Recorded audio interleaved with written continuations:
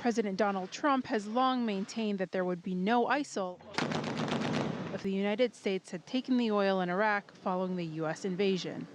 While the Obama presidency focused on leading a coalition airstrike campaign against the group, President Trump has shown interest in controlling the vulnerable oil wealth in Iraq as a means of defeating the terrorist group and cutting off its funding.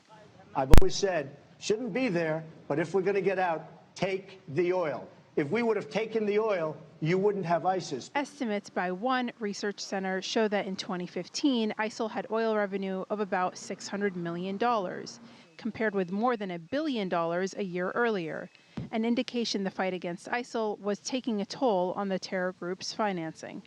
At this point, the real power of raising revenue comes from their territorial control. So they have a population under their control. They tax that population. They have resources under their control, not just oil. They have agricultural land. They had factories. And they can tax that agricultural land. They can sell the production from factories. They can take a small portion of illicitly exported antiquities. Right? That's not a large part of their money, but it does add up.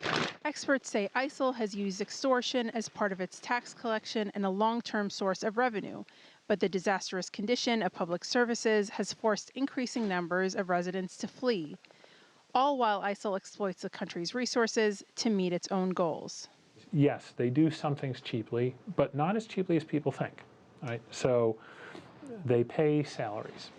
And those salaries are based on family size. You get a certain amount as a fighter, a certain amount per wife, a certain amount per minor child, a certain amount per parent. The French-based Center for the Analysis of Terrorism has concluded that ISIL is a highly adaptable terror organization. However, they are struggling financially after years of punishing U.S.-led coalition airstrikes, as well as a stronger Iraqi military.